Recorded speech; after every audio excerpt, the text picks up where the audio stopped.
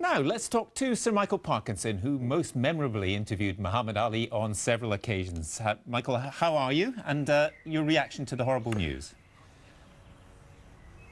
Well, it was expected, wasn't it? He'd been ill for some time.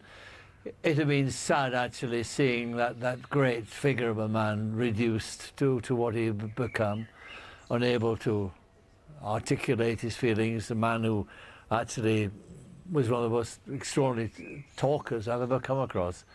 But sad nonetheless. You can hardly imagine a situation without him, can you? He was such a powerful figure, such a symbol of his sport and of the Black Power movement, of all that stuff. You know, he was an extraordinary man, a political animal, a fighter, all those things. The one I preferred to remember most of all was the funny guy, the guy with a wonderful sense of humour. And it was odd, at the end of his career, that when he came to, or when his family came to London to open the Ali exhibition, and I should say here that in Britain he was far, far more loved than he was in America, where he divided the nation. We got a call from them saying that could we actually do a compilation of the 4 interviews I did with him, in fact put all the 4 shows together on one DVD and send it back to them, because he now spent his days, according to his mother, sitting down watching YouTube and the old shows featuring me interviewing him on that, and that he got great pleasure from it. So at his death I just had this wonderful thought of him sitting there laughing away at the times that we had in the 4 shows that we did together, and that's a lovely memory to carry, because he was the most extraordinary man I ever met. In terms of interviewing him, watching back some of those shows, you had to be a very good listener. Sometimes he would just go off on one, and sometimes it'd be very entertaining, sometimes it'd be provocative, or both.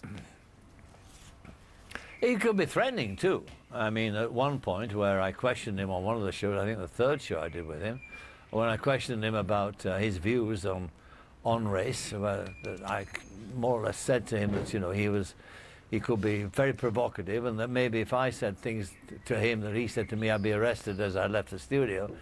And I quoted Bud Schulberg as saying that in spite of all this, that he, Ali, was had the most white friends of any black athlete he knew. That's what Schulberg said about it. From that point on, I mean, there was real anger in his response. Up until that point, he'd been playing along as he always did. He was a wonderful actor. But at that point, it hit something in him that stirred in. I looked into the eyes of somebody who I thought might actually fell me with one blow. I mean, he was so angry. He was in extremis, and it is frightening, you know, to sit opposite somebody who was a world heavyweight champion who might kill you with one blow. That would concentrate the mind. Well, there were the options. My father said afterwards, he said, "You didn't handle that very well." And I said, "Well, what do you expect me to do?" He said, "Why don't you thump him?" And I thought, it's a possibility, I suppose, but I'd rather you tried that than me. But that was just one aspect of this multi-layered man. He was extraordinary, and you know, I loved him in a sense. I mean, I really did. I admired him, and he had faults. Of course, he had faults, and now's not the time maybe to talk about it. But he was just a remarkable human being. And of course, the other thing too that attracted you as an interviewer was, you knew that he was only one of 2 people who actually put 2 million and more viewers on your show. But as soon as you announced he was on, the other was Billy Connolly. And then that was wonderful. And both with great senses of humour. That's very. Although Billy Connolly probably would be less of a match for you in the boxing ring. I suspect Muhammad Ali is slightly more scary. I've seen Billy fight. Don't you worry. I wouldn't fancy my chances with him either. But no, he did. I mean, when you look back over a career such as I've had, and you look at all the thousands of people that you've interviewed, a few stand out. And he was the one who stands out most of all. Extraordinary man, and you're lucky to have met him. That's the sort of thing. I mean, his image will live on, his memory will live on for the rest of time, I suppose, because he did actually change boxing. He persuaded into arenas people who hitherto had thought boxing was repulsive, or indeed had no interest whatsoever.